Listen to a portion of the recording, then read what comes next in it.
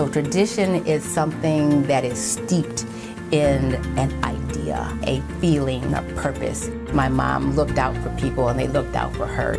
You had this community based around love, nurturing, not only about making money, it was about people caring for each other. She was diligent. She practiced the things that she taught us. If you believe in yourself and you have integrity and you have the drive and you're willing to work hard, sky's the limit.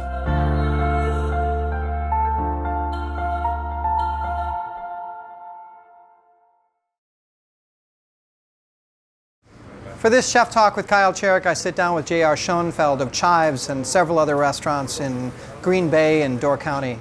It is one of the more fascinating conversations that I have ever had with a chef. He's covered every station of the cross one can think of in the cooking world, learned from most, and left all of them a happier man. It's Chef Talk with Kyle Cherek and J.R. Schoenfeld of Chives in Green Bay. So you have this interesting fanning of skills, right? Yeah. So you did school lunches, you did resort cooking, you did fine dining. Yeah. And then you got drafted by the Green Bay Packers. Yeah, it's kind of funny. Cooking nowadays is cooks don't look at it right, and opportunity to learn is worth more than anything. Right. So I took every opportunity and venue that I could do. There's guys that work for Thomas Keller that are appalled by the idea of frying French fries for a stadium. Yep. But you know something? Frying good French fries for a stadium and making sure you have the right product and the right system and right everything so every fry that you get is crisp and good, that's a challenge, and it's a culinary challenge, and it's not beneath me. So I really was intrigued by that. Or do food for the skyboxes where you basically feed 16,000 people in 30 minutes. And it's got to be. And it's got to be there. Yeah. And you're coming up with a product that, all right, we cooked it at 9 o'clock this morning. It's not going to see the customer till 10:30. Yeah. That's the only way to do it. How can I create a product that works for that?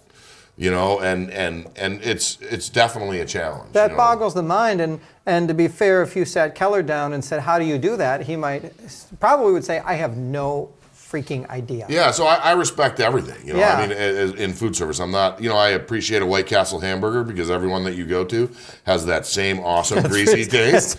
You know, and it's I appreciate. undeniable. You know, this weekend I'm going to eat it. You know, French Laundry, and I appreciate that too, and the passion that goes into it. But there's a little bit of each passion. What food do you like to cook the most?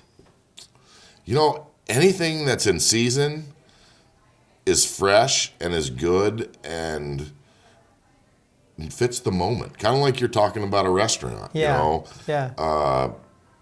You know, there's nothing better in the middle of summer than a Mexican corn, no matter where you get it, with Parmesan cheese and mayonnaise and spices and chili. You know what I mean? That fits the moment. Tell you the truth, at that moment, I love to cook Mexican corn. Yeah. If I'm at the restaurant and I have a chef's table and I'm working and I have these neat ingredients and sometimes you cook and you're just on. You remember why you cook and you know why you're successful at cooking because you're just on. That's what I like to cook at that moment. So it's hard to say exactly what, because I can be happy and want to cook anything at any time. But if I feel the love of the moment and whatever I'm cooking or in season, where it is, and it comes out good, that's what I like to cook. Party fillets. One is rare. Some filet, one rare. One chicken. Party style.